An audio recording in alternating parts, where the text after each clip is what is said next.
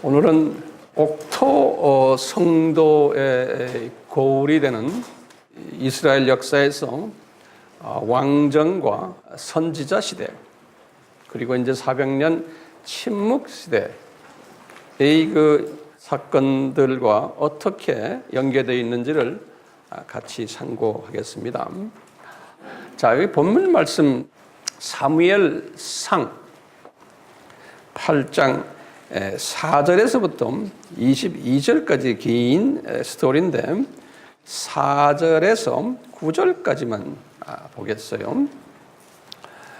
이제 사사기를 이제 마치면서 계속되는 말씀이에요. 이제 4절부터 보겠습니다. 이스라엘의 모든 장로가 모여 라마에 있는 사무엘에게 나아가니 그랬어요. 그에게 이르되 보소서, 당신은 늙고 당신의 아들들은 당신의 행위를 따르지 않습니다. 그런데 사무엘의 아들들도 따르질 못하는 거예요. 그러니 열방이 이방 나라들의 주변에 열방과 같이 우리에게도 왕을 세워 우리를 다스리게 하소서 한지라. 지금 그 사사 때는 중앙 집권자가 없었거든요.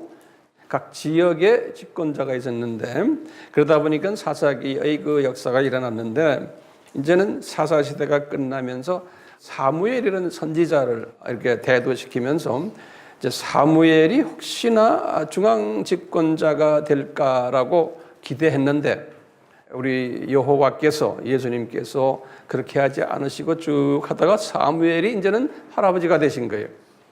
그러다 보니까 이제 장로들이 생각에 우리가 주변 나라의 왕들이 있기에 그렇게 강한데 우리도 이제 주변 나라처럼 왕이 있으면 참 좋겠다. 근데 이렇게 보니까 사무엘은 이제는 주님 나라에 갈 나이가 됐고 그 아들들을 딱 보니까 아들들이 아버지 같지 않은 거예요.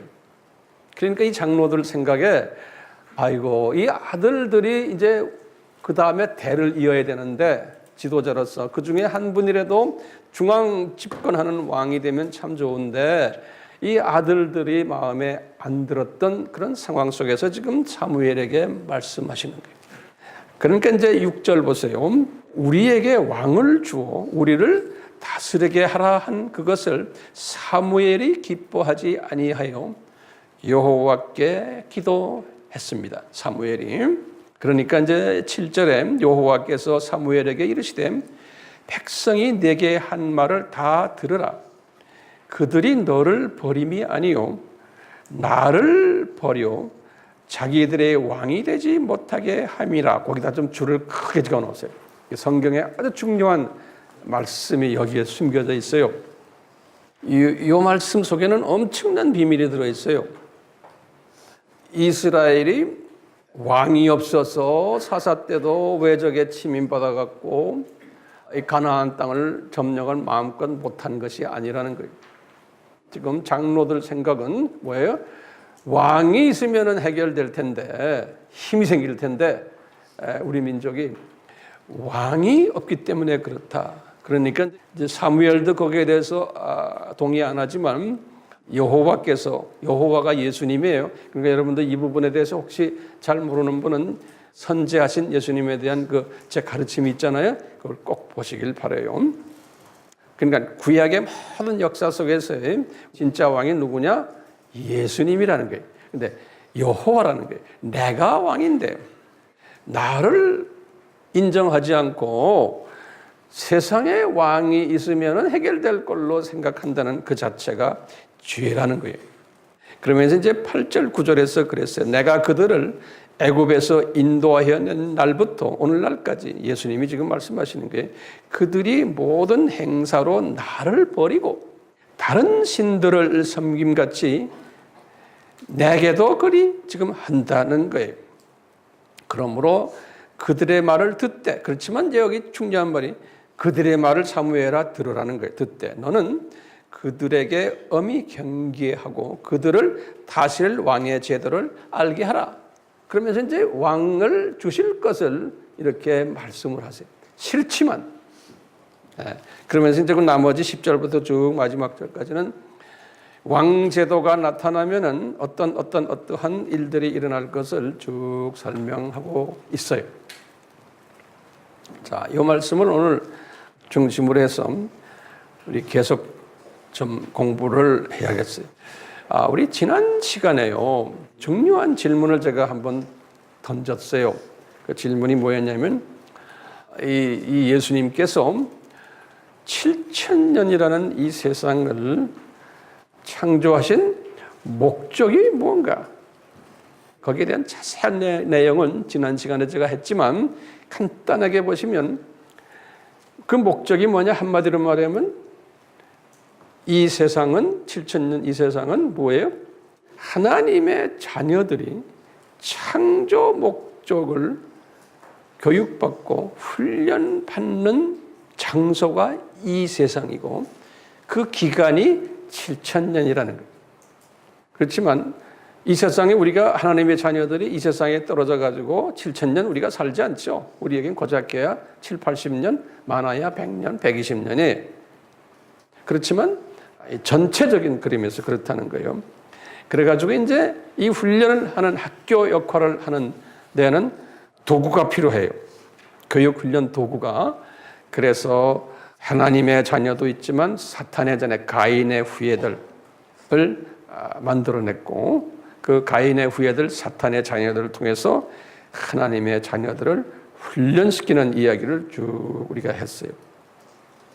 그러니까 하나님의 자녀는 또한 소수로서 약한 역할을 하면서 이분들에게 핍박을 받는 그러한 방법을 이 교육 방법으로 채택하시고 쭉 이루어왔어요. 오늘날까지도 계속했어요. 그게 이제 7,000년 인간 역사인데 이것을 예수님께서 제자들에게 뭐라고 말씀하시냐면 이것은 천국의 비밀이다 이렇게 말씀해요. 이것은 천국의 신비다. 우리 마태복음 13장에서 그랬어요. 그런데 이 천국의 비유는 모든 하나님의 자녀들은 소화를 못한다. 그렇기 때문에 너희들만 소위 옥토 토양 수준에 있는 제자급들만 소화할 수 있도록 디자인을 해놓으셨다는 거예요. 그러니까 이 세상에는 두 가지 사람이 있다. 하나는 뭐냐? 사탄의 자녀들이 있다. 또 하나님의 자녀들이 있다. 이 두 자녀가 있다. 이것을 씨 뿌리는 비유로 탁 하면서 이 길가 토양자들은 누구냐? 이건 사탄의 자녀들이라는 거예요. 창조 목적을 철저하게 위배하는 사람들이라는 거예요.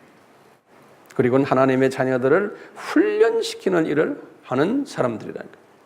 그리고는 하나님의 자녀들은 세 가지 토양의 자녀들이 있다는 거예요. 그래서 돌밭 자녀들. 이분들은 어떤 분들이냐? 창조 목적에 관심이 없는 하나님의 자녀들을 상징화했어요. 그래서 이제 구원받은 광야 40년 사람들이 이 사람들은 이 사탄의 공격에 면역력이 없는 사람들이에요. 근데 이분들이 대부분을 차지해요. 쭉 보면요. 하나님의 자녀들이 뭘 가지고 있을 때 마귀가 무서워하냐면 수직 계명에 순종할 때 이 사탄이 겁을 내는 거예요. 그런데 돌밭의 자녀들은 수직 계명에 관심도 없는 사람들. 그렇기 때문에 사탄의 밥이에요. 몇 프로에서 몇 프로예요? 60에서 70%의 크리스천들이 여기에 속해요. 그 안에도 계층이 있지만 여기에 지도자 한 분을 딱 선정한 것이 모세예요. 이 돌밭 자녀들을 관리하는. 근데 이 모세는 창조 목적을 받아가지고 아주 잘 지켰던 분이에요. 그러니까 이 안에 그런 지도자가 있다는 거예요. 그리고 또 어시스턴트 지도자가 있었어요. 누구의? 여호수아와 갈렙이. 이런 사람들이 숨겨져 있다는 거예요. 나머지 분들은 별로였던 거예요. 청탐 갔던 12명 중에 10명은 그런 마음이 없었어요. 또 70 장로들도 마찬가지고 이런 교회의 모습이 돌밭 모습이 광야 크리스찬이. 그 다음에 이제 두 번째 크리스찬의 모습이 가시떨기라고 이제 말씀하셨어요. 이 가시떨기 크리스찬들은 가나안에 들어간 분들이 가나안에 들어가서 들어가기 직전에 벌써 여호수아에게 창조 목적이 가장 중요하다라고 가르쳐줬어요. 좌나 우로 치우치지 말고요. 창조 목적을 집중해라. 그러면은 마귀들이 꼼짝 못한다는 거예요. 다시 말해서 가나안에 있는 7 족속들이 꼼짝 못한다는 거예요. 그러면서 네가 그분들의 땅을 점령할 수 있다는 거예요. 그래서 여호수아는 이것을 철저하게 지켰어요. 그런데 여호수아가 가끔 가다가 이것에 대해서 철저한 부분이 좀 약해졌을 때 어떤 사건이 일어나죠? 이제 아이 사건이나 또는 다른 사건들이 일어나고 어떻게 됐어요? 이분이 좀 힘이 약해졌었어요. 이런 일들을 이렇게 보여주니까 여호수아는 그래도 최선을 다했지만 강해졌지만 이 말씀에 집중을 했지만 가끔 가다가 집중을 못했던 영적 지도자의 모습을 보여주고 있어요. 여호수아 같은 분들은요. 그러면 이분이 이것을 자기 제자들에게도 철저하게 가르치질 않았어요. 그래서 이제 그것 때문에 사사 시대로 이제 들어가는 거예요.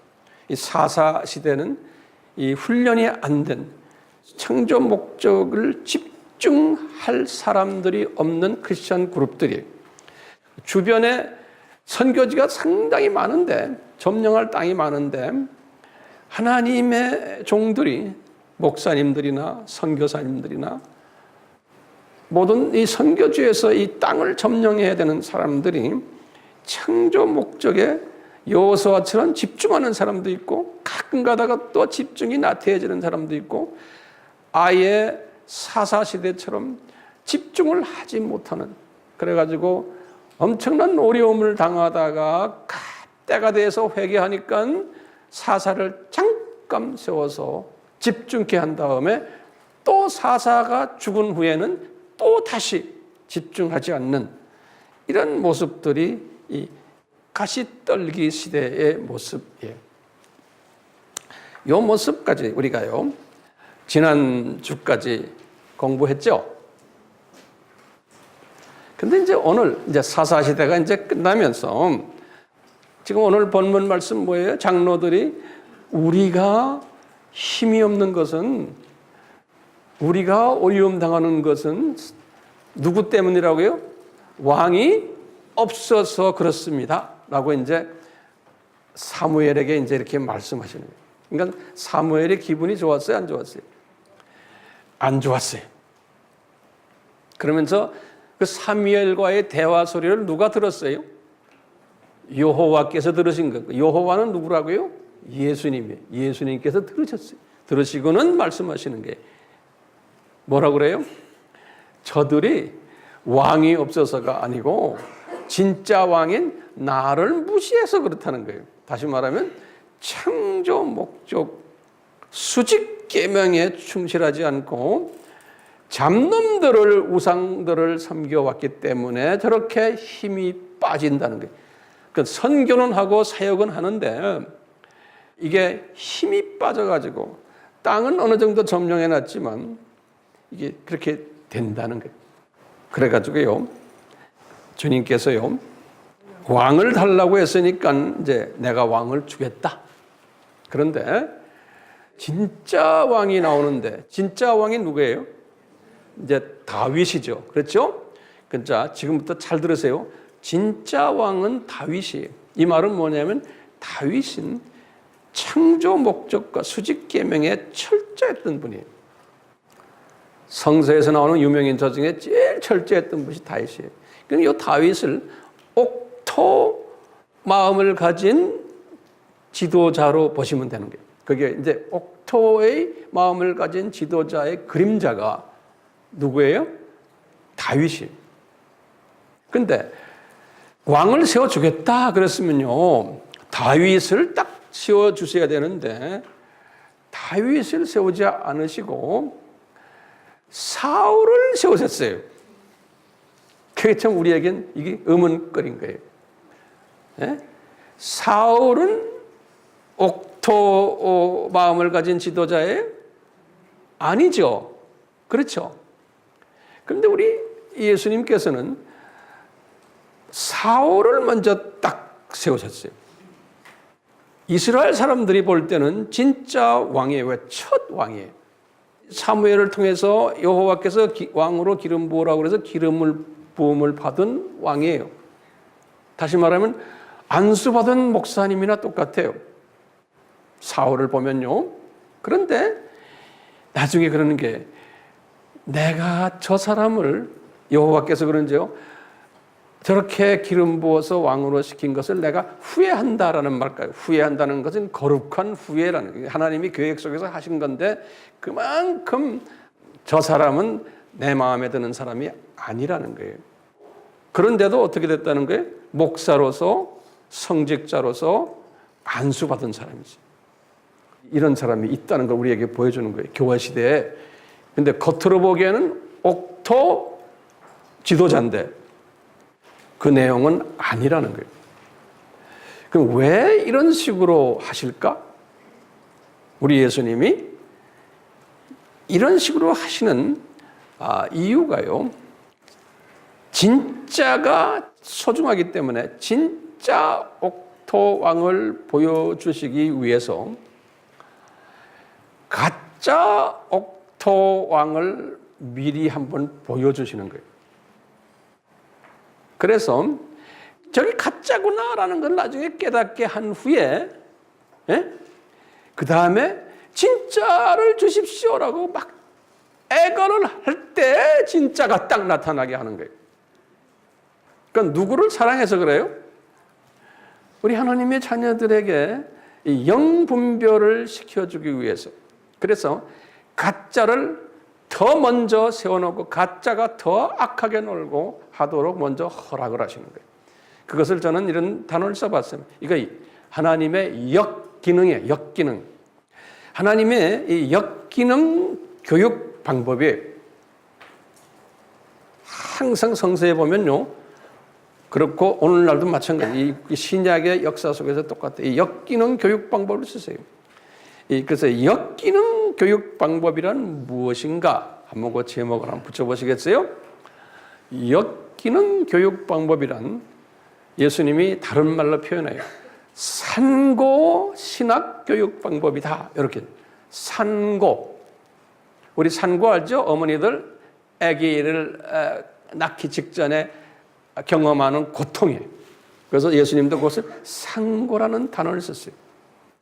그 관계되는 성경 구절을 제가 좀 드릴게요. 이 산고라는 단어가요.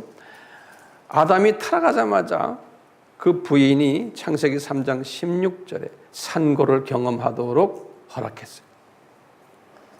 예레미야 4장 31절, 또 예레미야 22장 23절, 이제 마태복음 24장 8절, 이건 예수님의 재림 전에 산고가 있을 것을 징조들, 상고의 징조들 24장 8절의 마태복음, 요한복음 16장 21절, 갈라디아서 4장 19절, 여기 다 같은 이야기들이 이 산고가 필요하다는 거예요. 그러니까 진짜 복된 소식이에요. 굿뉴스예요. 기쁜 소식이에요. 진짜 선물을 주시기 전에 반드시 역기능을 허락하시는 거예요. 이 역기능은 뭐냐? 악이 무성하고 이 악이 득세하고 악이 환영받고 또는 악이 공인받고 인기가 더하고 악이 진리로 둔갑하는 거예요. 그러니까 비진리가 진리로 둔갑을 시키는 거예요. 그 다음에 이 선은 소수로서 핍박받고 무시당하고 인기 없고 미움당하고 배척당하고 외롭고 이 무기력하게 만드는. 그러다 보니까요, 이 선을 따르던 분들이 이게 분명히 선은 선인데 지금 똑같아요. 우리 지금 사울 왕은 왕인데 그런 행동을 보니까 이게 진짜 왕이 아니야. 하나님이 원하는 왕이 아니야. 그러니까 이 하나님의 사람들 중에서 특히 돌밭 사람들은 이런 걸 느끼질 못해요. 관심이 없으니까. 그렇죠? 이 가시떨기 정도의 크리스찬은 이런 걸 느끼는 거예요. 고민하는. 그러니까 이 고통을 느끼는 게 왜 이렇게 선이 고통 속에 있는가? 이 선을 갈급하는 마음, 목마름이 생기기 시작하는 거예요. 이런 마음을 가지도록 성령님이 이제 붙잡아 주시는 거예요. 그러다가 이제 때가 되면은 이제 선을 딱 보여주셔요. 그러니까 예수님이 마태복음 24장에 우리 소위 무슨 설교라고 그래요? 감람산 설교에서도 마찬가지예요. 이제 내가 이 세상에 재림에 올 때에 여러 징조들이 있을 텐데 이 징조 중에서 예수님이 그러는 거예요. 복음이 다원주의로 변하고 지구가 고통을 당하고 지진이 여기저기서 일어나고 가뭄이 일어나고 음식이 없게 되고 전쟁이 여기저기서 일어나고 하나님의 백성들이 핍박받고 예수님의 이름만 이야기하는 사람은 미움받고 죽임까지 당할 거라는 예수님이 말씀해. 이것을 예수님이 산고다 그랬어요. 이 산고가 꼭 있어야지만 기쁨이 있다는 거예요. 이제 예수님이 나타나시는 기쁨이. 그래서 이제 똑같아요. 우리 아담의 처가 이 산고를 경험을 하게끔 하신 거예요. 그래서 이제 아기가 나올 때 하나님이 주셨구나라고 기쁨을 가질 수 있다는 거예요. 이 기쁨은 누구예요? 지금 여기에서 다윗이에요. 다윗 왕이 진짜 왕이에요. 그렇죠? 그러니까 가짜 왕을 허락하셔서 쭉 이제 하시다가 그 다음에 이제 진짜 왕, 다른 말로 표현하면 가짜 옥토 지도자들을 보여주시다가 있다는 거예요. 그러니까 교계 안에는. 그리고는 진짜 옥토 지도자가 나타나는데 그분이 다윗이라는 거예요. 이렇게 해서 이제 다윗을 금방 보여주시지가 않으시고 이렇게 가짜를 먼저 보여주고 했다는 거예요. 이와 같이 지금 요 사울을 가짜 왕을 만들기 전에 또 가짜 선지자들을 하나님이 허락하셨어요. 그것이 대표적인 가짜 선지자가 누구냐면 엘리 제사장이에요. 요 엘리 제사장은 성직자이지만 이게 가짜 성직자인 거예요. 왜 가짜냐 진짜냐? 그건 딱 구별점이 뭐예요?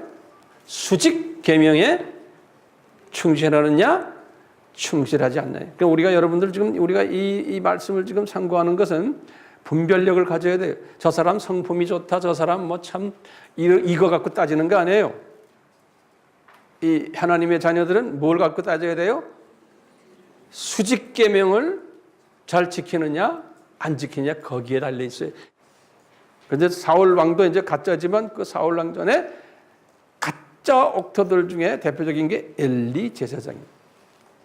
소위 성직자인데 매일 성전에 들어가서 제사 드리는 분인데 매일 우리가 새벽 기도하고 매일 기도원에 가서 기도하고 금식하고 하는데도 생각하는 걸 보면은 세상적이고 세상 욕심 많고 자기 이익을 따지고 하나님의 이익보다 하나님을 예수님을 이용해 가지고 하는 그런 사람들 딱 보면 분별력을 여러분들이 가져야 되는 거예요. 이 엘리 제사장이 이런 모습이니까 그 아들 둘이 있었는데 홈리와 비느하스도 보니까 지혜비와 똑같은 거예요. 그러니까 예수님께서 엘리 집안에 대해서 이렇게 말씀하셨어요. 이제 사무엘상 3장 14절에 중요한 말이에요. 너희들의 죄악이, 그러니까 이 죄악이라는 게 무슨 죄악이에요? 예? 수직계명 지킨 죄악이에요. 우리 성경 전체는 다 그 이야기예요. 우상 섬기는 이야기. 하나님의 자녀들이 딴 게 아니에요. 딴 죄악이 아니에요. 딴 죄악은 그건 쉬워요. 그건 웬만하면 눈 다 감아주세요. 용서해 주시고. 근데 이 수직계명을 특히 성직자들이 안 지킬 때는 그 가족까지 이야기. 엘리 집안이 이 죄악을 지었기 때문에 예물을 드려도 제물을 드려도 열심히 기도해도 영영이 그 죄를 속함받지 못한다는 거예요. 그럼 이게 무슨 뜻일까요? 우리에게 뭘 보여줘요? 목사인데 신부인데 뭐 추기경인데 감독인데 그런데 우상을 더 좋아해요. 돈을 더 좋아하고 이 세상 더 좋아하고 명예 더 좋아하고 권력 더 좋아하고 이러면은 우리 모세 때도 그랬지만 심하게 이렇게 창조 목적에 위배하면 어떻게 된다는 거예요? 구원이 어떻게 된다는 거예요? 캔슬 된다는 거예요. 그러니까 어떤 재물을 바쳐도 나는 영원히 속함을 못 해주겠다는 거예요. 이런 가짜를 딱 보여주시는 거예요. 사무엘 선지자 딱 보시면 사무엘 선지자는 가짜요, 진짜요?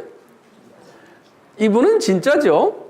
그렇죠. 이게 다 주님의 은혜로 이분은 진짜예요. 그런데요, 이 사무엘을 딱 보면 이분이 진짜인데 이분의 아들들을 보면은 사무엘상 8장 1절에서부터 3절에 두 아들이 장자가 요엘이고 차자가 아비야예요.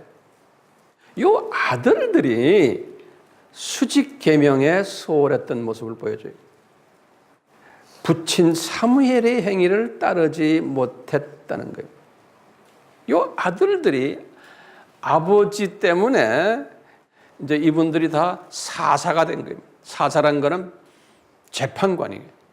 재판관이 됐을 때 아버지의 백을 믿고서는 이분들이 재판을 할 때 보니까 돈 받고 뇌물을 받고 판결을 했다는 거예요. 딱 성서에 보면 그렇게 나와요. 그러니까 보세요. 사무엘이에요. 사무엘은 그 어머니 누구예요? 한나의 은혜로 이제 미리 다 예정하신 거죠. 그 아들 사무엘에게 갔는데 그 아들 사무엘이 자녀 교육을 제대로 못 시켰던 것 같아요. 뭘 못 가르쳤어요? 수직 계명에 대한 철저한 교육을 시키지 않았어요. 국민들에게는 시켰는데 자녀들에게는 못 시킨 거예요. 그건 다 한계가 있어요. 이런 모습도 우리에게 보여주시는 거예요. 우리가 사무엘 하지만 사무엘도 이런 부분에서 철저하지 못했어요. 자녀 교육에 실패한 사람 중에 하나예요. 그러다 보면요, 이렇게 수직 계명을 잘 지킨 하나님의 종들도 모세들도 딱 보면요, 모세의 아들들 모세 같지 않았어요. 그래서 그분들에 대한 이야기가 그렇게 자세하게 안 나와요. 엘리의 아들들 봤죠? 이 그룹은 어떻게 된 거예요? 완전히 온 가족이 구원을 받지 못한 가족으로 그림자로 보죠. 이 사무엘의 아들들은 이렇게 볼 때 구원을 유지를 했던 것으로 이렇게 기록이 되어 있어요. 사무엘에게는 은혜를 베푸셔서, 근데 엘리에게는 안 베푸셨어요. 다윗을 봐도 다윗도 진짜 옥토 크리스찬으로서 옥토 지도자로서의 예표로 보여주시지만 이분도 자녀 교육에 별로였어요. 그렇죠? 그 많은 한 20명의 아들들 중에서 그래도 제일 마지막 둥이 솔로몬은 하나님이 이렇게 택하셨는데도 솔로몬 나중에 여기 보겠지만 솔로몬 자녀 교육도 다윗이 잘 시키지 못했던 것을 우리가 볼 수 있어요.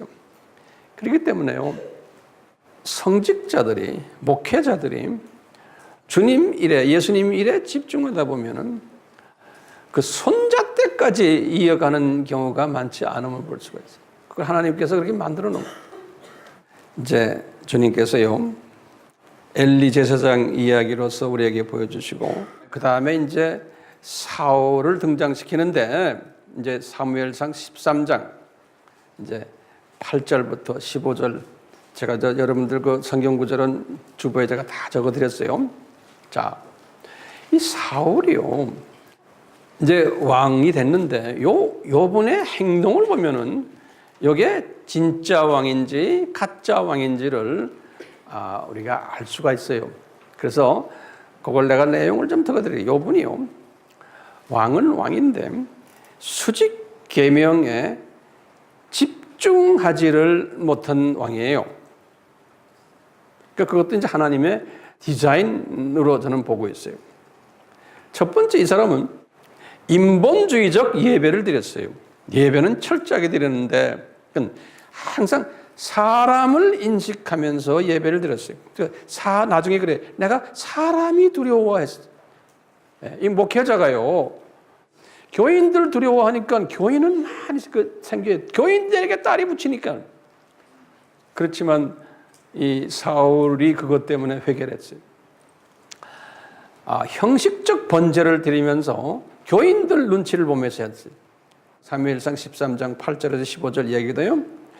자, 두 번째는 이 사람이 이러면서도 하나님께서는 이분에게 영토를 확장하는 능력을 부여해 줬어요. 이런 잘못이 있으면서도. 그러니까요, 우리가 이렇게 이 사람이 영토를 이렇게 확장하고 능력이 보여주니까 우리가 보면 저 사람 참 능력 있는 분이구나. 우리가 목사들이나 선교사들이나 또는 이런 분들이 열심히 해서 교회도 확장하고 선교지도 확장하고 뭐 능력이 나타나고 하니까 이렇게 사람을 두려워하고 인본주의적인데도 잘 돼야 뭐가 성공적으로, 이런 케이스나 딱 마찬가지. 이 사울의 케이스예요. 그런데 15장 9절에 그랬어요. 이 양반이 물질 욕심과 자기 명예 욕심에 꽉 차 있었다 그랬어요. 15장 12절에도 권력을 높이는 데 사용했고, 자기가 점점 더 커지니까 갈멜산이라고 있어요. 갈멜산에다가 기념비를 하나 세웠어요. 이 사람이 15장 12절에. 그래서 사울 왕이 이렇게 위대하게 이렇게 이 가나안 땅들을 정복을 했다라는 것을 나타낸 거예요. 기념비를 세운 거예요. 이거 굉장히 싫어하시죠? 누가 영광 받는 거예요? 이게 지금 거꾸로죠? 잘 나가는데 알고 보면 이 기념비 세우는 스타일. 그러니까 우리도 똑같아요. 그러니까 여러분들 지금 분별력이 지금 조금씩 생깁니까? 지금 이 옥토 지도자들이라는 양반들인데 보면은 자기 선전 많이 하고 자기 과세하고 내가 이렇게 했다 하고 그냥 하는 그런 사람 있어요, 없어요? 그러니까 성서를 보면 이런 것이 있어야 되고 있다라는 것을 거울로 지금 구약의 스토리에서 보여주는 거 아니에요? 그렇죠? 그러니까 구약의 스토리가 지금 아브라함부터 예수님까지 2000년의 스토리거든요. 이것을 거울로 지금 보여주시잖아요. 우리가 이거 지금 보고 있죠. 오늘은 지금 마지막 부분을 지금 보는데 그 2000년이 예수님 때부터 예수님이 재림 때까지 그 2000년의 교회 시대의 모습을 그대로 보여준 거예요. 구약의 이스라엘의 역사, 아브라함부터 예수님까지 2000년 역사가 신약의 교회 시대의 역사를 거울로 보여준 거예요. 예수님의 보혈을 중심으로 해서 보여주기도 하고, 우리가 이제 구원론 쪽에서 보는 거, 이것은 지금 뭐냐면 씨 뿌리는 비유 속에서 이거 지금 보여주시는 거예요. 자, 커지면 커질수록 지금 보면 사울이 영적으로는 쇠퇴하는 모습을 우리가 보는 거예요. 그러면서 더 이분은 나중에 이런 거예요.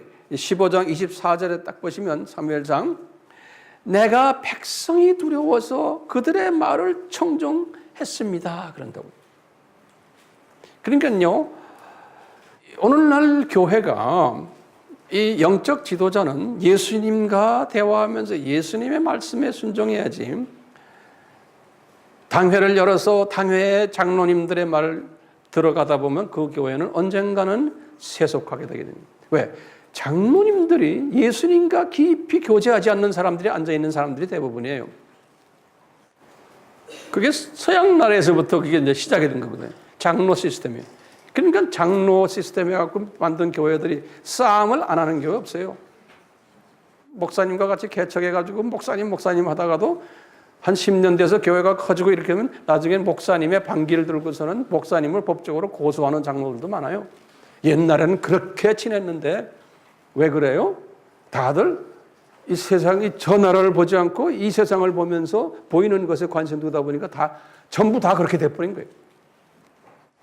그럴 때 이제 우리 예수님이 지금 이분이 변질된 모습, 이분이 누굽니까? 사울이에요. 변질된 모습을 딱 보시건 내가 너를 버리겠다 그러시는 거예요. 15장 23절에. 그리고요 15장 35절에 내가 너를 왕으로 임명한 것 후회한다 이런 말까지. 그러시면서 16장 7절에는 그랬어요. 아직 버리지도 않으셨는데도 과거에 그랬어요. 내가 이미 너를 버렸다 그러는 거예요. 지금 왕인데도 그러니까 왕의 타이틀을 가지고 있는데도 이미 버렸다 그런 거예요. 그러니까 이건 예정적인 측면이에요. 이미 왕은 왕이지만 내가 너를 버렸다. 이제 그러시면서 그 말이 떨어지자마자 여호와의 신이 성령님이 그를 떠났고 악신이 그분에게 들어갔다. 그래 16장 14절에 그 유명한 말이죠. 악령이 그분에게 들어갔다. 악령이 들어가서 완전히 이 사람이 이제는 번뇌를 하는 거예요. 악신이 들어가서 이제 이 사울이 번뇌를 하는 거예요. 그럴 때 이제 조그만 어린 아이 다윗이 등장을 해요. 다윗이 이제 그 앞에서 악기를 트는데 이분의 번뇌가 해결이 됩니다. 악신이 쫓겨났다 그랬어요. 다시 말하면 버림받은 것이 회복됐다는 게 아니고 버림받았는데 그러니까 이분도 지금 사울은 구원이 있는 분이요? 없는 분이에요? 없는 분이에요. 버림받은 사람, 버림받았어요. 악신이 들어가서. 그러니까 그런 지도자들이 많이 나올 것을 가짜 옥토 지도자들이 많이 나올 것을 지금 보여주는 거예요. 자, 이제 이런 사건을 통해서 다윗을 등장시키는 거예요. 지금 요까지는 무슨 사건이에요? 요것은 산고 신학이에요. 산고 교육이에요. 이렇게 그러니까 진짜가 아닌데 진짜처럼 행위를 하면서 이런 가짜들이 등장할 것을 교회 시대에도 이런 가짜들이 많을 것을 이 거울로 그림자로 보여주신 거예요. 이런 가운데 진짜를 이제 등장시키는 것이 누구예요? 다윗이에요. 그러면서 이 다윗을 딱 등장시킬 때 이게 다윗의 그 성품의 특징을 설명을 해줘요. 이 사무엘상 이제 16장에 보면 쭉 그 이야기 나오는데요.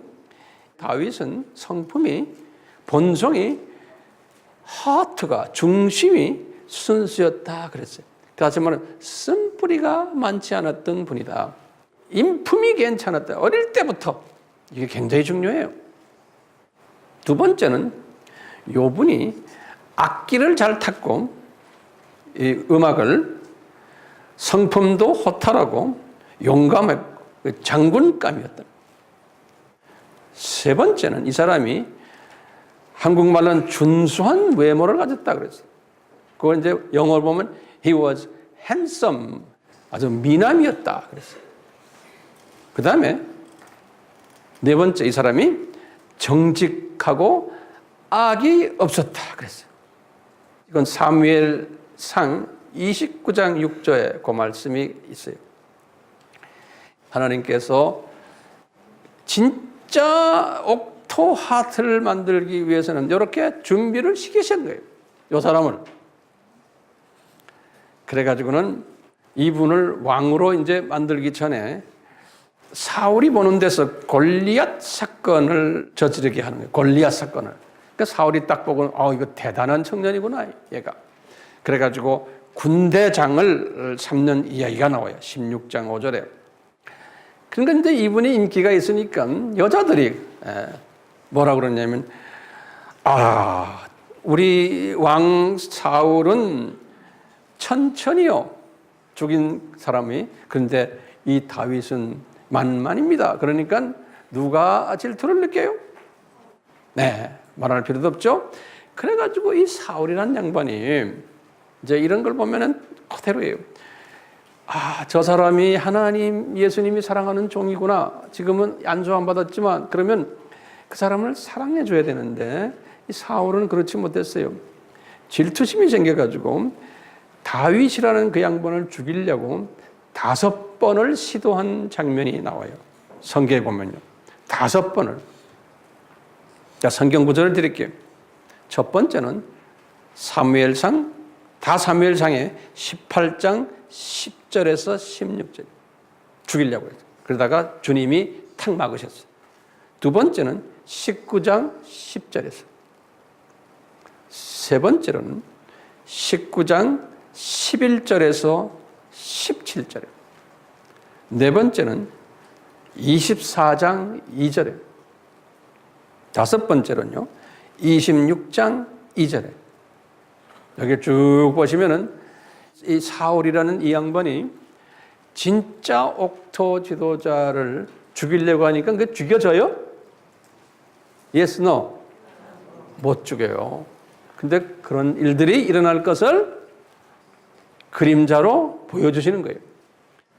근데 이 다윗이라는 양반이 이렇게 자기가 5번씩이나 죽을 경험을 했는데도 이 사울이라는 사람에 대한 원수 갚는 마음이 조금도 없었어요. 그 신기하죠? 왜요? 이 하트가 순수한 사람은 예수님의 장중에서 이런 일 다 하고 이런 것도 예수님이 나를 훈련시키기 위해서 허락한 거라는 그 믿음을 가지고 있는 사람이에요. 이게 엄청난 차이가 있는 거예요. 예수님께 잡혀 있는 사람이 보는 시각은 누가 나한테 좀 해쳤다고 해서 내가 해치고 이런 스타일이 아니에요. 예수님의 시각으로 딱 보는 사람. 이 수직계명에 딱 집중된 사람은 하나님의 은혜로 이런 생각을 하게 하는 거예요. 그러니까 이 주님께서 이 다윗이 사울을 죽일 수 있는 찬스가 2번 있었어요.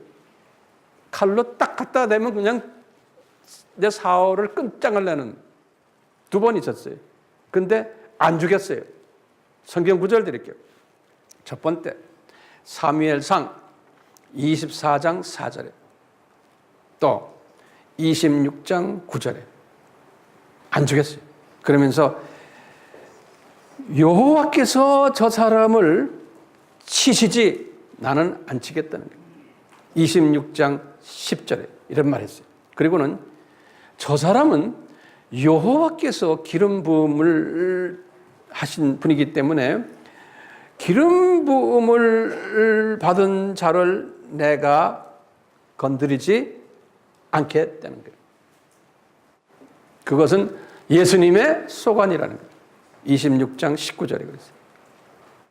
그러니까 때가 되니까 이분이 이제 죽음을 당하죠. 사무엘상 31장 쭉 5절에 보면 그래요. 죽음을 당했는데도 다윗이란 사람이 자기를 5번이나 죽이려고 했던 저 사람을 죽음을 보고는 슬피 울었다고 그랬어요. 그러니까 다윗이 인간적인 측면에서 보면 어떤 사람이에요? 골이 빈 사람이요.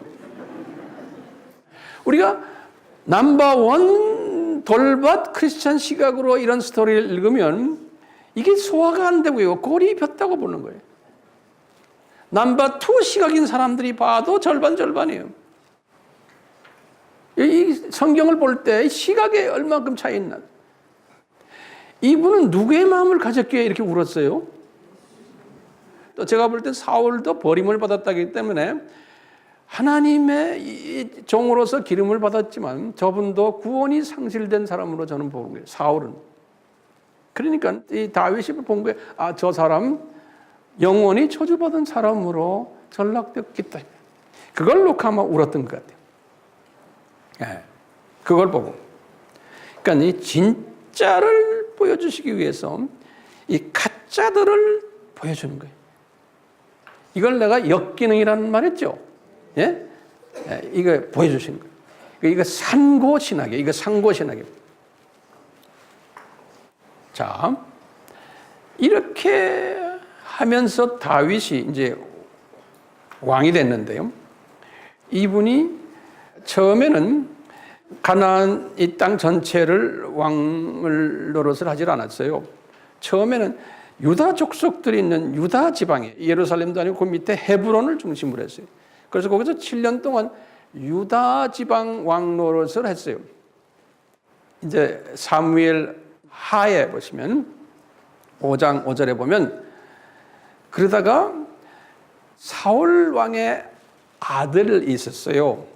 이스보셋이라고. 이스보셋. 이분이 사울이 죽은 후에 왕권을 가졌어요. 그래서 이스보셋은 유다 족속만 빼놓고 나머지 모든 이스라엘의 족속들을 왕노릇 했던 분이에요. 사울이 죽은 후에 그 아들이 왕권을 받았어요. 이제 40살 됐을 때인데 2년 동안 왕권을 받았다. 그래서 이제 이스라엘의 왕이 됐다. 그래서 이 사람은 이스라엘의 왕 노릇을 2년간 한 사람이에요. 사무엘하 2장 8절에서부터 10절에 그래요. 그러니까 사울이 죽은 후에 그 나라가 지금 두 왕국이 있었던 거예요. 누구 왕국이? 이스보셋의 그분이 메이저 왕이에요. 그 다음에 다윗이 유다 족속만 어디에서요? 헤브론에서. 네. 이렇게 하다가 주님이 때가 2년 후에 딱 때가 돼서요. 이 이스보셋에 따르는 분들이 다윗이 진짜 왕인 것을 깨닫게 돼가지고 이스보셋을 살해를 해요. 그래서 이스보셋이 죽임을 당하고는 그리고는 이 모든 장군들과 장로들이 다윗한테 찾아오는 거예요. 헤브론에 있는 다윗한테 와서 우리 이 나머지 땅 다 드릴 테니까 우리가 당신 앞에 무릎 꿇겠습니다. 그래가지고 다윗이 예루살렘으로 옮겨갔어요. 도성을. 그래서 예루살렘에서 33년 동안 통일 이스라엘의 왕이 된 거예요. 33년 동안. 그 합해서 몇 년에? 40년이에요. 33년은 누구를 우리가 보면 예수님이 이 세상에 오셔서 33년 사셨던 거랑 똑같은 거예요.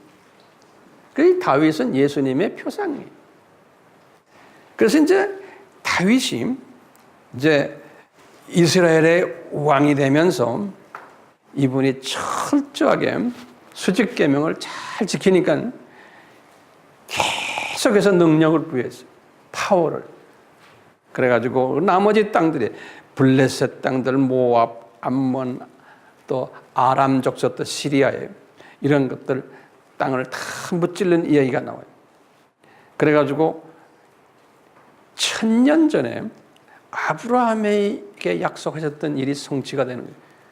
1000년 전에 아브라함이 약속했던 게 뭐예요? 창세기 15장 13절에서 16절이 아브라함과 약속이죠. 뭐예요?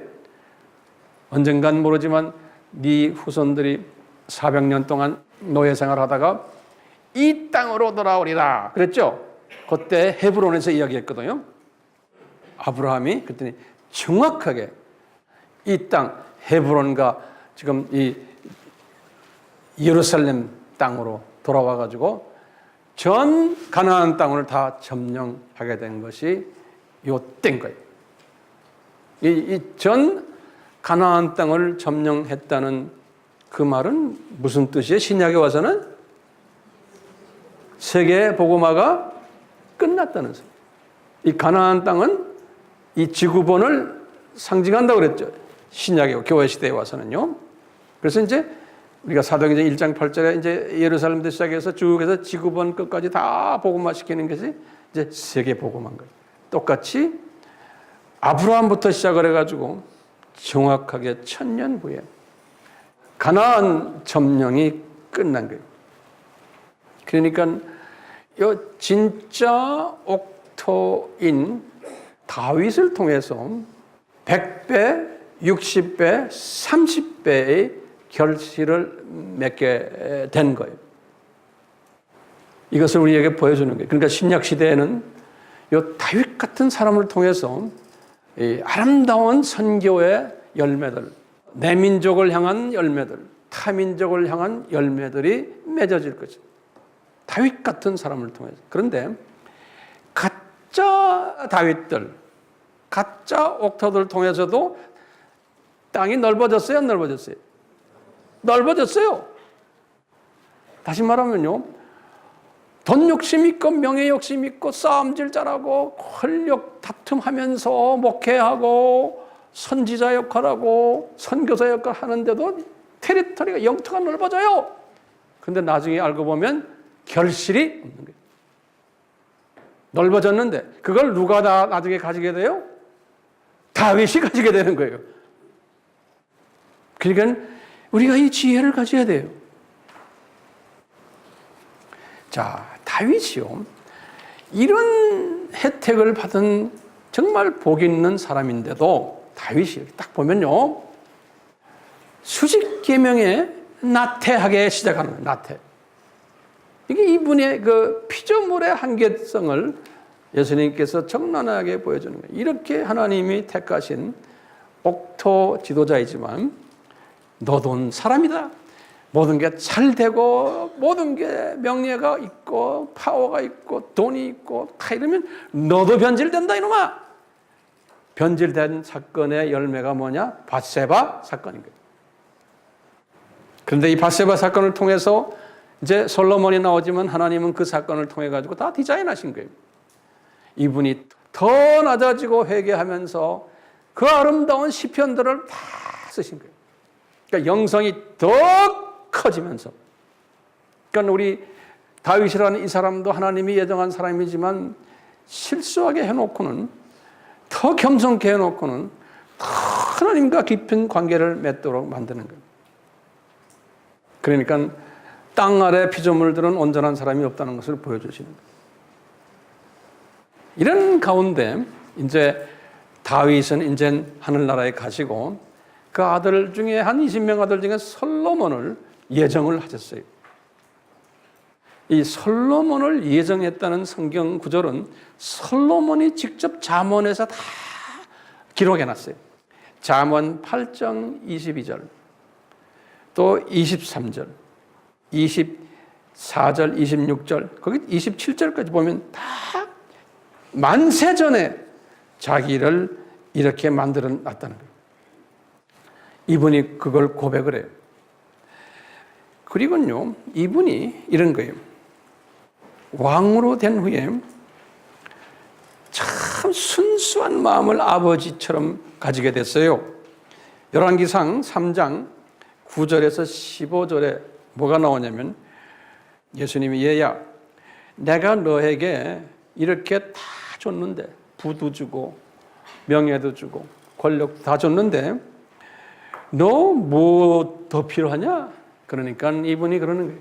나 이런 거 다 필요 없습니다. 뭘 달라고 그래요? 사람을 잘 다스리는 지혜를 주십시오. 그런 거예요. 이분이 순수한 마음이 거기에 있음을 볼 수가 있어요. 이 세상 욕심이 없음을 볼 수가 있어요. 솔로몬이. 그래서 이분은요, 이런 순수한 마음을 가지고 잠언을 썼거든요. 잠언에 보면요, 이분이 이 수직 계명의 중요성을 여러 번 강조를 해요. 이 잠언에서요, 이분이. 이 참고로 보시면 잠언이 31장까지 있거든요. 31장까지 있는데 거기에 1장에서부터 24장이 솔로몬이 직접 저술한 내용이에요. 그리고는 25장에서부터 29장까지는 이 13대 유다왕 히스기야 왕의 신하들이 솔로몬의 잠언을 다시 재편집한 그 내용이 25장에서 29장은. 그러니까 직접 쓴 거는 처음 24장까지예요. 그리고는 이제 마지막 30장은 아굴이라는 사람이, 그분이 누군지는 몰라요, 쓴 잠언이고, 31장은 그무엘 왕이라는 왕인데 이분도 무명인이에요. 이 왕의 모친이 훈계한 내용을 쓴 것이 31장이에요. 그러니까 이렇게 보면요, 30장과 31장을 빼놓고는 나머지 29장은 누구의 잠언이에요? 솔로몬의 잠언이에요. 이 솔로몬의 잠언에서 보면요, 메시지가 뭐냐면 다 수직계명 이야기를 항상 강조해요. 잠언 1장 7절에서도, 9장 10절에서도, 16장 16절에서도. 그러면서 이제 그 유명한 1장 7절에 그러죠. 여호와를 경외하는 것이 뭐의 근본이다?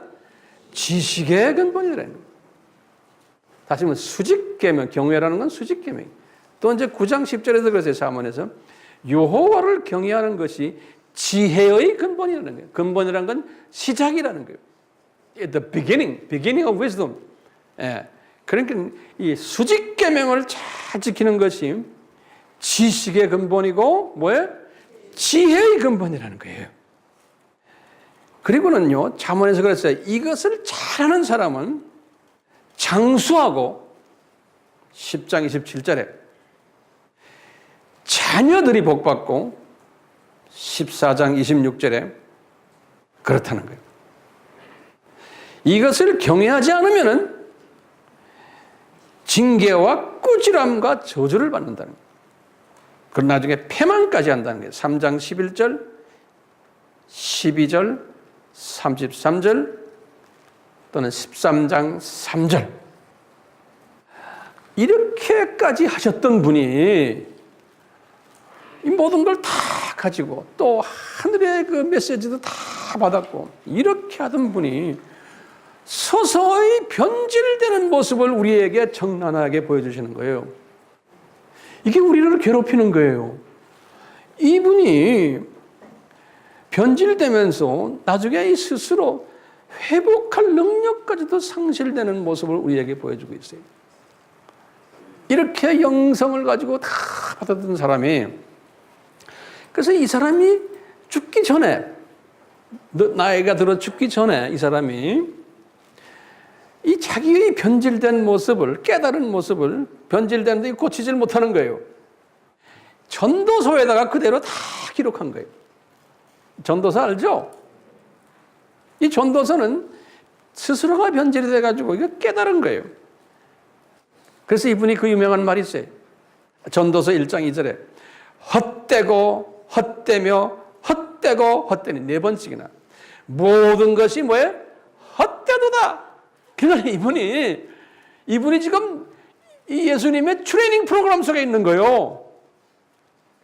안수받은 하나님의 예수님의 종이 자기 아버지도 그런 실수를 했지만 자기도 아버지의 등에 업혀가지고 이렇게 특권을 누리다가 자기도 요 창조 목적이 중요하다는 걸 다 깨닫고 말씀받았는데 자기가 이렇게 변질되는 모습을 딱 보고는 잠언 속에서는 다 그렇게 말했는데 아하, 내 죽기 전에 보니까 이게 다 내가 헛된 짓 했구나. 이게 실은 헛된 게 아니죠. 우리에게 가르쳐 주려고 그러는 거예요.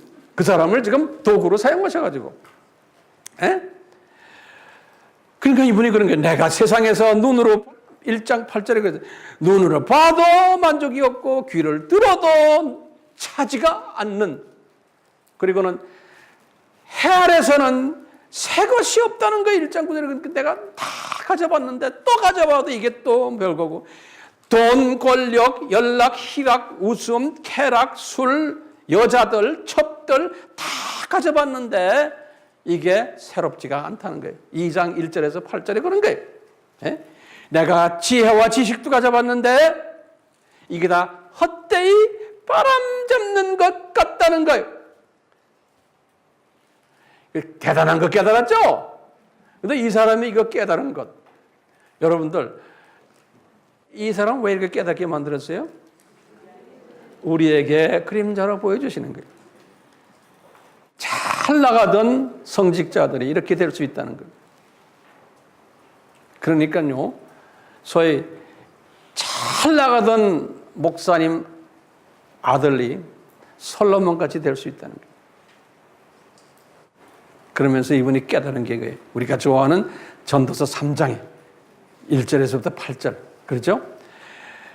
천하에 범사가 기한이 있고 모든 목적이 이룰 때가 있다는 거예요. 그러니까 하나님의 프로그램이 있다는 거예요. 하나님이 프로그램이 있어가지고 날 때도 있고 죽을 때도 있고 심을 때도 있고 뽑을 때도 있고 죽일 때도 있고 찾을 때도 있고 잃을 때도 있고 찢길 때도 있고 깨맬 때도 있고 잠잘 때도 있고 망할 때도 있고 사랑할 때 있고 미워할 때 있고 전쟁할 때도 있고 평화할 때가 있다는 거예요. 우리가 좋아하죠. 그렇지만 우리가 지금 이 모든 배경 스토리를 알면서 이것을 봐야 돼요. 그러니까 이게 무슨 뜻이에요?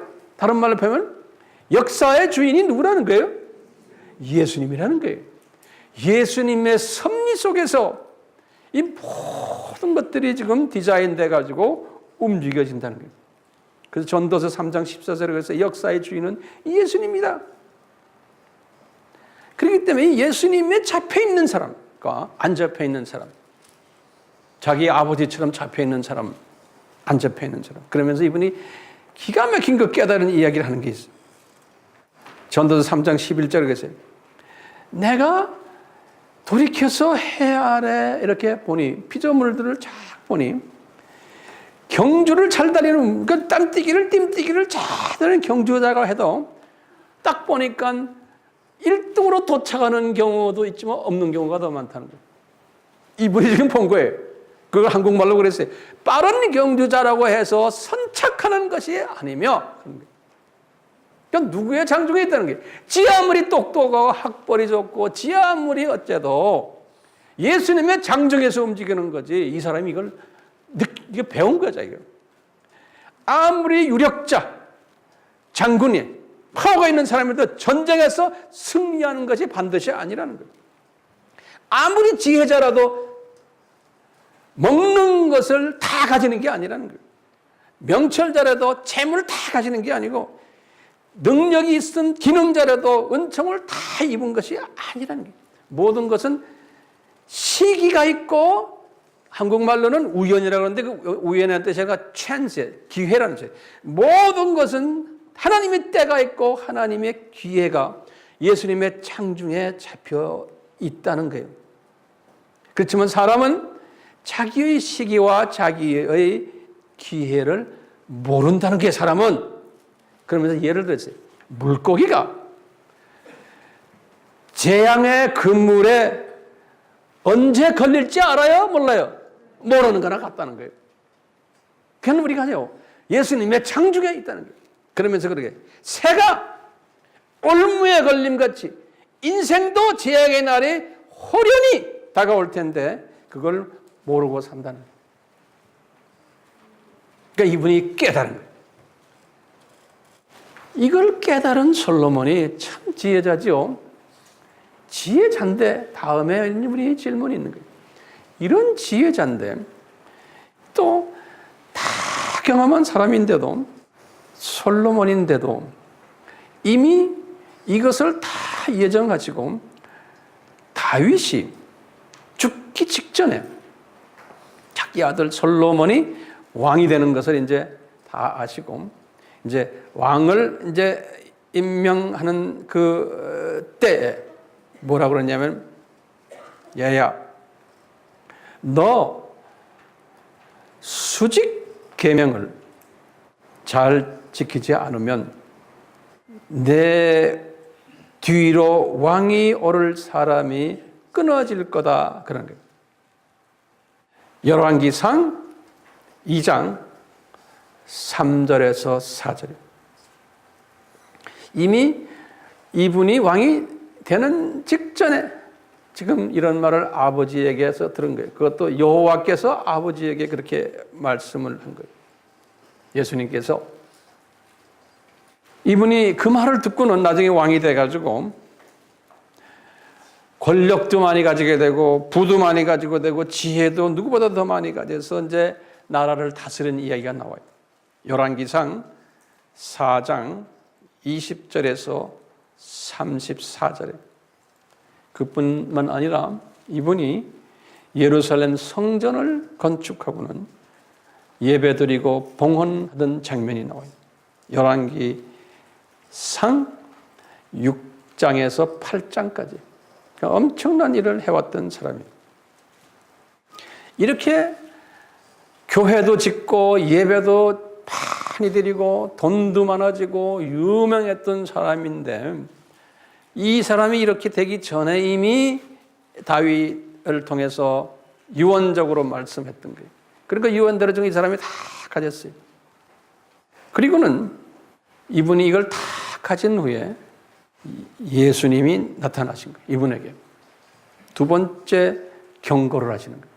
뭐라고 하냐면 솔로몬아, 네가 가진 것 다 가졌잖아. 그런데 네가 수직계명에 철저하게 지금 위반하고 있단다. 열왕기상 9장 1절에서부터 7절에 그랬어요. 네가 이렇게 불순종하면은 내가 너를 이 땅에서 끊어지게 버릴 것이요. 이미 봉헌한 예루살렘 성전도 내 앞에서 던져 없애버리겠다. 그리고는 모든 민족 가운데서 속담거리가 되도록 내가 이야기거리가 되도록 만들겠다는 거예요. 이렇게 말씀하셨어요. 그래도 들은 채 만채. 엄청나게 변해버렸죠, 사람이. 우리도 솔로몬 같은 사람 많다는 소리예요. 엄청나게 변해버려가지고 이제 솔로몬이 이제 거의 죽기 전에 직접 예수님이 하시는 말씀이 있어요. 열왕기상 11장 1절에서부터 쭉 밑에 하반절에 보시면 기가 막힌 말씀하세요. 뭐냐면 얘야, 너 내가 과거에 2번씩이나 수직계명을 잘 섬기라고 경고했잖아. 2번씩 알죠? 성경 구절 내가 이제 드렸죠? 다윗을 통해서 그 다음에 직접 이렇게. 그런데 너 지금 보니 왜 이 모양이냐? 너 지금 이방 여인들을 나보다 더 사랑하고 애굽 여자, 모압 여자, 암몬 여자, 에돔 여자, 시돈 여자, 헷 여인들을 엄청나게 사랑해가지고 후비를 700명 두고 빈장을 300명을 지금 두고 있단다. 그리고 이 여자들을 통해 가지고 이방 신들을 너도 같이 섬기고 있단다. 그러면서 이방 신들 이름까지 됐어요. 아스타롯 신, 밀곰 신, 금모스 신, 몰록 신. 우리가 여자의 후손책에 보면 자세하게 다 나와요. 이 신들 이야기가. 그런데도 여기에 대한 조금이라도 지의식이 너는 지금 없다는 거야. 이렇게 경고를 했는데도 너 왜 이 모양이냐? 그러면서 그러시는 거예요. 솔로몬아, 너 이 불순종 때문에 이제 열왕기상 11장 9절에서부터 13절에 그래요. 너 이제 곧 죽을 텐데 네가 죽은 후에 네 신복인 여로보암이 큰 땅, 이스라엘이라는 땅을 가지게 되고 네 아들 르호보암이 유다 지파, 나중에는 벤야민까지 해서 조그마한 땅을 예루살렘을 중심으로 해서 가질 거라는 거예요. 나라가 둘로 갈라질 것을 말씀하신 거예요. 딱 40년 왕위를 한 후에 이 솔로몬이 그래서 죽었어요. 죽자마자 이런 사건이 일어났던 거예요. 그런데요, 그 다음에 이제 예수님이 여호께서 하신 말씀이 굉장히 관심 있는 말씀 하나예요. 열왕기상 11장 34절에 한번 성서 열어봐 주세요. 이거는 열왕기상 11장 이 기가 막힌 말씀을 하세요. 이런 거예요. 솔로몬아, 네가 내 명령과 내 법도를 지키지 않았지? 내 명령과 내 법도는 지금 뭘 말해요? 수직계명이에요. 지금 가장 중요한 이슈는 뭐예요? 수직계명이에요. 알겠죠? 이방신을 섬기는 거예요. 예, 창조 목적에 위하는 거예요. 그런데 네 아버지 다윗이 내 명령과 내 법도를 잘 지켰기 때문에 내가 네 아버지를 위해서 솔로몬의 생전에는 온 나라를 솔로몬의 손에서 빼앗지 않겠다는 거예요. 이 말씀 잘 들어보세요. 솔로몬이 잘나서가 아니고 이런 엄청난 짓을 했는데도 솔로몬 살아있을 때는 나라를 둘러 만들어 놓지 않겠다는 거예요. 네? 솔로몬을 끝까지 봐주시겠다는 거예요. 누구 때문에? 아버지 다윗 때문에가 아니에요. 다윗을 위해서 그랬어요. 성서에 보세요. 그랬어요, 안 그랬어요? 저를 위해서예요. 저라는 건 다윗이에요. 거기 나와요. 성서에다가 좀 형광 마크 해놨어요. 다윗을 위해서. 다윗은 그때 살아있어요, 죽어있어요? 이미 죽은 때예요. 다윗은 이 세상에 없었대요. 그러니까 다윗이 어디에 있었어요, 그 당시에?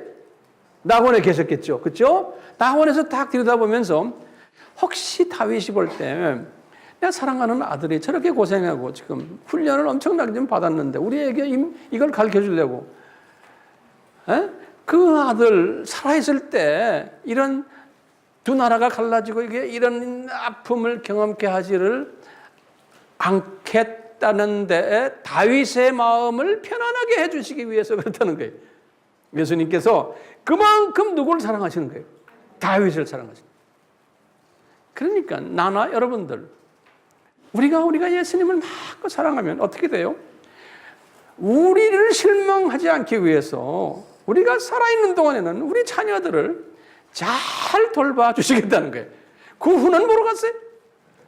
올라가서 또 우리가 내려다볼 때도 우리 후손들이 잘 될 것을 예상. 우리 때문에. 그 문제는 뭐냐? 내가 얼마나 수직계명을 잘 지키냐. 그러니까 솔로몬이 잘나서예요? Yes, no. 아니에요. 솔로몬이 운이 좋아서예요? Yes, no. 아니에요. 솔로몬이 은혜를 받아서 그래요? 아니에요. 누가요? 누가 은혜를 받아서 그래요? 누가 잘나서 그래요? 다윗이. 다윗이 은혜 받았기 때문에. 그러니까 다윗을 행복하게 해주시기 위해서, 다윗을 기쁘게 해주기 위해, 다윗이 섭섭하지 않게 하기 위해서, 이 솔로몬을 계속해서 이렇게 하나님이 어렵게 안 하시겠다는 거예요. 신기해요? 자, 두 나라로 갈라졌어요. 우리 잘 알잖아요. 두 나라 딱 갈라졌을 때 북이스라엘에는 왕이 몇 명이 있었어요? 20명이. 그렇죠? 남유다는 왕이 몇 명이 있었어요? 20명이. 딱 정확하게 20명, 20명씩. 그런데 우리가 공부했지만요. 북이스라엘의 20명 왕 중 19명이 수직계명에 불순종했어요. 근데 그중 한 명, 11대 왕이에요. 예후는 수직계명의 절반 정도만 순종했던 분이에요. 그래서 저는 볼 때 이 19명은 가짜 뭐라고 보면 가짜 옥토 성직자들로 보면 돼요.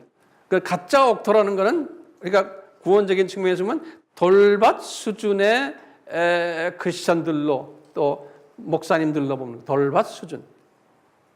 그리고는 예후는 절반 했으니까 요거는 가시떨기로 보면 되겠어요. 세상의 염려와 재물과 이런 걱정을 하면서 그동 살았던, 그러면서도 예수님도 섬기고 열심히 섬기고 또 세상 걱정도 많고, 그러니까 큰 열매는 맺지 못했어요. 다시 말하면 가나안 땅을 막 크게 점령하는 일도 못했어요. 자, 이런 스타일이 이런 걸 보여주시는 거예요. 남유다를 딱 보면요, 어떤 분들이요, 20명 중에서 2명이 철저하게 진짜 옥토 왕 모습을 보고 있죠. 13대 히스기야, 16대 요시야. 이 사람들은 철저하게 수직계명에 순종했던 분들이에요. 그 나머지 6명은 일부만 순종했던 분들이 6명은 이 사람들은 준 진짜 옥토라고 그럴까요? 가시떨기 토양 사람들로 보고 있어요. 이 사람들 명단 제가 드릴게요. 이 6명 3대 아사, 4대 여호사밧, 8대 요아스, 9대 아마샤, 10대 아사랴, 11대 요담. 이렇게 6명이 가시떨기의 토양의 사람들로 보시면 되고, 나머지 12명은 뭐라고 그럴까요? 돌밭 지도자들로 보면 되겠어요. 자, 그럼 이렇게 보면 우리가 40명 중에서 이 2명만 제대로 진짜 옥토들이니까 약 한 5%로 보면 되겠죠. 그렇죠? 그 다음에 이 40명 중에서 7명이 북이스라엘에 1명, 남유다에 6명, 이 7명을 보면 한 17% 정도예요. 17% 정도가 이 가시떨기 그룹으로 보시면 되고, 나머지는 다 돌밭 크리스찬들로 이렇게 보시면 되겠어요. 이때부터, 이 다윗 때부터 시작을 해가지고요, 쭉 예수님이 오시기 전 말라기까지 이 수직 계명에 충실지 못한 하나님의 자녀들에게 수직 계명을 독려시키는 선지자들을 약 한 20명 정도를 파송했어요. 그러니까 다시 말하면 수많은 가짜 옥토들이 많았어요. 그래서 이 20명의 이 선지자들은 진짜 옥토들이에요. 사무엘, 나단, 엘리야, 엘리사, 요엘, 요나, 아모스, 호세야, 미가, 이사야, 나훔, 스바냐, 예레미야. 적을 사람은 빨리빨리 적으세요. 하박국, 하박국, 오바다, 다니엘, 에스겔, 예레미야, 학개, 스가랴, 말라기 쭉. 자, 보세요. 이런 사람들을 세운 그 키 메시지가 뭐예요? 지금까지 제가 쭉 설명한 키 메시지가 뭐예요? 예? 수직 계명인 거예요. 하나님이 화를 내신 이유가 뭐예요? 하나님의 자녀들이 수직 계명을 잘 지키지 않기 때문에 화를 내는 거예요. 그러니까 구약 스토리는 뭐예요? 구약의 아브라함부터 예수님 오시기까지 천년 스토리는 실제로 아브라함의 후손들을 연극 드라마 배우로 만들어가지고 비디오로 이스라엘 역사 속에서 이 수직 계명의 중요성을 가리키는 하나의 드라마 스토리예요. 이스라엘의 역사가요. 네. 그래서 이 수직 계명을 지키지 않는 하나님의 자녀들이 이 이방 나라에 훈련받는 이야기예요. 그래서 아수르, 바벨론, 나중에 이제 페르시아, 그리스, 로마 제국에 의해서 어려움을 당하면서 그 안에서도 계속해서 또 예수님이 또 회개하면 건져주고 이렇게 해주는 거예요.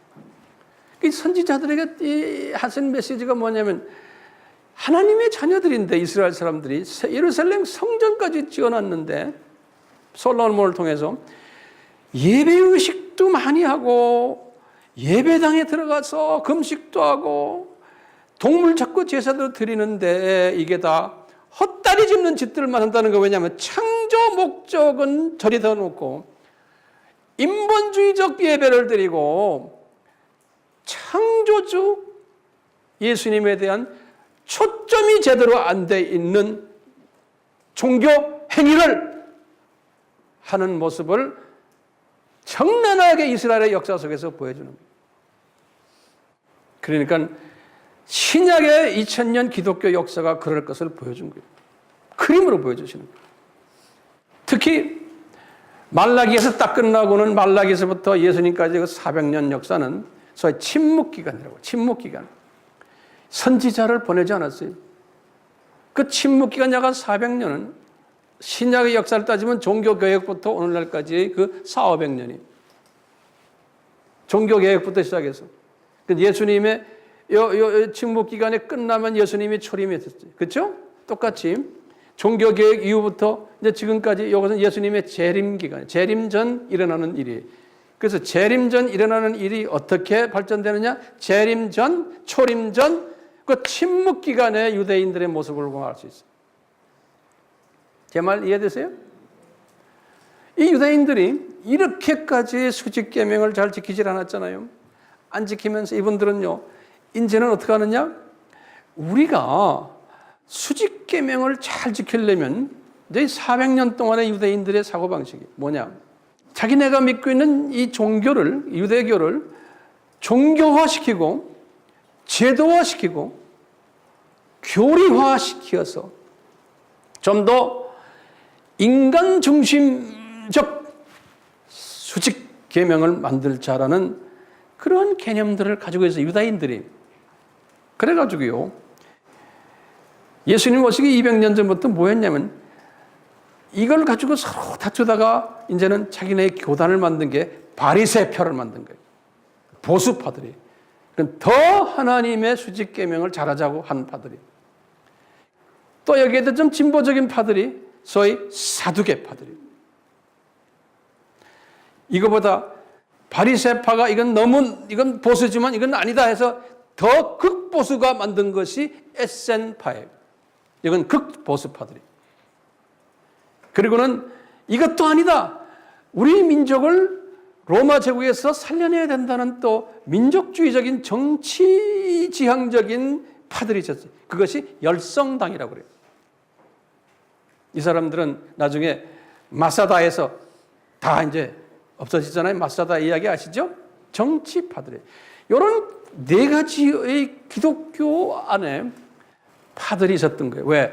수직계명의 그게 본질인데 그 본질에서 벗어나가지고 비본질에 더 초점을 맞추는 일들이 예수님의 초림 전에 일어날 것을 보여준 거예요. 이것이 재림 전에 그대로 나타날 것을 그림자로 보여주신 거예요. 그러니까 초림 전에 이 모든 바리새파, 사두개파, 에센파, 이 열성당 이 사람들은 율법에 대해서는 알고 있지만 율법의 주체가 되고 역사의 주인이 돼서는 예수님에 대해서는 눈금이 깜깜해진 거예요. 그 예수님이 오신다고 해도 믿지 않고 오신 예수를 핍박했던 사람들이 똑같이 오늘날도 종교개혁 이후에 로마 카톨릭, 정교회, 개신교들이 제도화되고 교회화되고 교단화되고 교회 법을 만들고 인간중심적으로 쭉 나가다가 오늘 나와서는 이제는 본질이 무너져 버리고 교회가 이제는 자기 교단, 교리, 인본주의적인 모든 여러 가지의 인간중심적인 교회 형태로 변해버린 거예요. 예수님이 분명히 말씀하셨어요. 내가 재림 전에는 이런 일들이 일어날 것이 이것이 산고라는 거예요. 왜? 복음이 변질돼가지고 복음이 아픔을 경험하는 이런 산고가 있을 것을 예수님께서 말씀하셨고 우리가 지금 그런 때에 살고 있어요.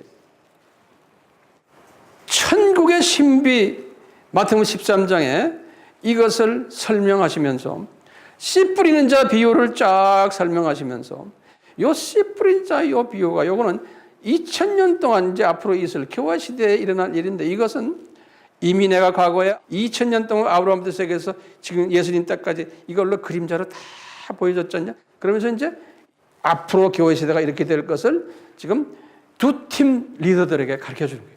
남성팀과 여성팀들. 12제자들과 막달라 마리아 여성 그룹들에게 지금 이렇게 가르쳐 주시는 거예요. 그러면서 얘들아, 이 교회 시대라는 것은 이렇다.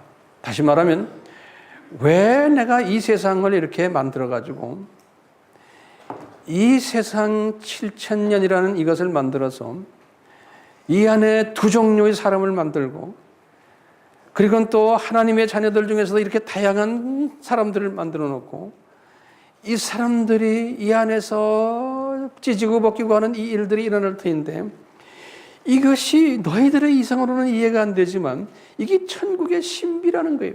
그러면서 이 창조 목적에 불순종하는 분들이 대다수 될 것을 이 그림자로 다 보여주신 거예요. 그럼 봐라. 아브라함도 들여다보면은 창조 목적에 완전히 순종하지 못했다. 니네들 봐라. 모세를 봐라. 직접 나하고 얼굴도 대면하고 십계명을 받았는데도 이분도 이걸 하다가 어떤 때는 신경질 나서 돌을 한 번 칠 걸 예수님을 두 번씩이나 치고 이 사람도 성격 부렸단다. 그게 피조물의 한계점이야. 여호수아를 봐라. 조금 잘 되다가 어떻게 돼? 교만기가 들어가서 또 딴짓 한단다. 그러니까 그 땅을 다 안 줬단다. 여호수아에게. 사역에 바쁘다 보니 교육시키질 않아서 사사들 모양 봐라. 또 그 모양이 된단다. 그러면서 보세요. 사사 다음에 내가 진짜 왕을 보내줄 텐데 가짜 왕들 봤지? 엘리 제사장 봤지? 사울 봤지? 그런 놈들 많이 나올 거다 앞으로. 그러면서 다윗 봐라. 다윗도 정말 진짜 옥토 같지만 그 놈도 문제가 있었단다. 그러는 거예요. 피조물이라는 놈들은 다 그렇단다. 환경의 지배를 받는단다. 피조물은 솔로몬 그 놈을 봐라. 내가 지금 일부러 놈이라 그래. 왜냐? 그렇게 하나님의 사랑을 받았지만 그 양반 잘 나가다가 나중에 딴짓하는 거 봤지? 그러니까 왜 이렇게 이런 짓들을 이분 할까? 400년 동안 그렇게 율법을 잘 지키려고 애쓰는 유대인들의 그 파봐라. 바리새 팔아봐라. 사도계 팔아봐라. SM 파봐라. 열성당원 봐라. 그렇게 하려고 하지만 초점을 잃어버리고 하는 그 사람들 봐라.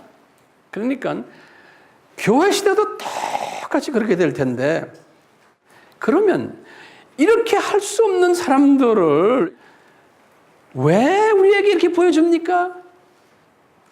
이것은 단 하나의 딱 메시지. 뭐냐? 얘들아, 내가 창조 목적을 훈련시키려고 너희들을 이 세상에 이렇게 집어던져놨지만 창조 목적이라는 그 거대한 그 하나님의 그 마음을, 큰 마음을 그대로 잡아가지고 거기에 실천하는 사람이란 그런 피조물은 하나도 없단다라는 거 보여주는 거예요. 그 안에 하나님의 은혜로 수준의 차이는 있지만 100% 지켜서 창조 목적대로 살았다. 그래서 등 두드러지고 정말로 수고했다. 이런 피조물은 하나도 없다는 것을 내가 보여주기 위해서는. 그렇기 때문에 너희들은 봐라. 구약의 모든 이 유명인사들 다윗까지 솔로몬 봐라. 다 이 선지자들 봐라. 그 사람들도 똑같아. 이 사람들은 100% 수직 계명을 하지를 못했지만 한 것처럼 여겨주면서 내가 그 사람들을 다려왔다는 거예요. 이걸 뭐라고 그래? 은혜라는 거예요. 내가 은혜를 베풀어서 한 것처럼 이렇게 해서 어느 정도 봐주면서 지금까지 온 거예요. 신약 시대도 똑같다는 거예요. 100% 성인이 없다는 거예요. 다 조금만 성인처럼 됐다가 보면 이게 변질된다는 거예요. 사람이라는 거예요. 자, 그렇기 때문에 창조 목적이란 뭐예요? 피조물들이 창조주에게 찬양을 드리고 경배를 드리고 이분에게 감사드리고 우리를 어떻게 이렇게 영원한 생명을 가지도록 하고 이 엄청난 영원 세계에서 내가 노력을 안 해도 그냥 의식주도 해결되고 뭐 자동차 비행기도 필요 없고 그냥 생각만 하면 온 우주를 날아다니고 이게 엄청난 이 복을 이제 가질 터인데 이 7,000년 시계의 이 시간 속에서 어떤 이런 어려움을 겪지 않고 그대로 처음부터 창조된 때부터 그런 걸 하면은 여기에 대한 감사가 없는 거예요. 그러니까 진정한 의미의 창조 목적대로 피조물들이 살지 못할 것을 아신 거예요. 그래서 시간세계로 던져놓아가지고 7,000년 동안 창조 목적 훈련을 시키면서 우리는 못하는구나 이것을 고백한 후에 그리고 이제 어떤 사람은 30년 했다고 올라가는 사람도 있고 어떤 사람은 10년 어떤 사람은 100년 올라가서 딱 보니까 오 마이 갓 이렇게 좋은 데가 있네요. 우리가 창조 목적대로 살지도 않았는데 이렇게 좋은 데가 있네요. 그러면서 예수님 이거 훈련시키려고 예수님이 인간으로 내려오셔서 그렇게 고생하셨네요. 예수님 고마워요. 그러니까 올라가자마자 내가 시키지도 않아도 자연적으로 감사해요. 예수님 감사해요. 감사해요. 이거를 하라고. 다윗도 보니까 감사해요. 솔로몬도 보니까 아이고 내가 그렇게 찐발을 많이 했는데 내가 여기서 이렇게 높은 사람 됐네. 이렇게 내가 실수를 많이 했는데도 은혜구나 은혜. 그 모든 사람이다. 이 계층이 다르지만 각 계층별로 은혜가 다 다른 거예요. 그 은혜를 다시 말하면 창조 목적대로 너희들이 저 나라에 올라가서 저쪽에 올라가서 나에게 고맙게 생각해라. 감사하게 생각해라. 특히 누구에게? 예수님께. 그러니까 우리가 이게 계시록에 보면은 들림 받은 사람들이 거기 24성도들이랑 천사들이 누구한테 감사하다고 그래요? 예? 예수님께, 어린 양에게. 감사해요. 감사해요. 세상에 우리가 이 세상에서 이 어려움을 경험하고 이런 거 경험 안 했더라면 그 감사란 말이 나와야 안 나와요? 예?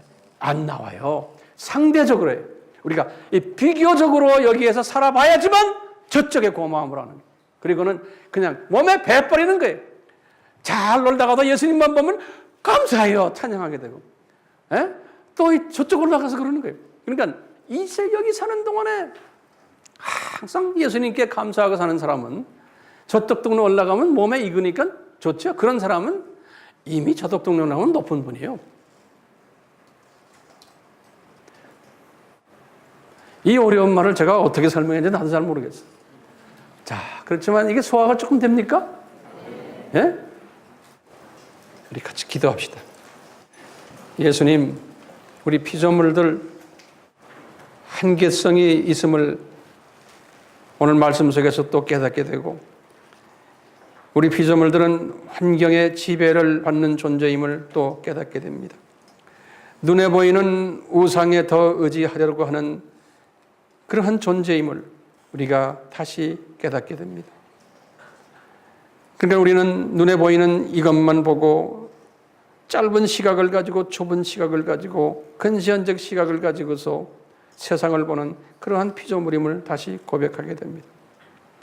예수님, 저희들은 예수님께서 우리들을 이렇게 이 세상에 던진 것은 이 훈련을 시키기 위해서 우리는 잠깐 나그네로 이 세상에 옴을 고백하게 됩니다.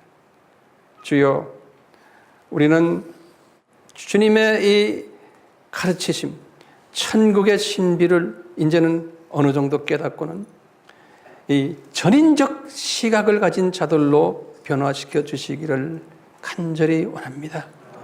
우리의 시각이 이 세상도 잘 보고 저 세상도 잘 보고 또 이 세상에는 사탄들도 많고 그 자손들도 많고 하나님의 자녀들도 많고 하나님의 자녀들 중에서도 여러 계층의 하나님의 자녀들이 있다는 것을 우리가 이제 보고 이 세상을 천인적 시각으로 보는 그러한 지혜자들이 되도록 은혜 베풀어 주시옵소서.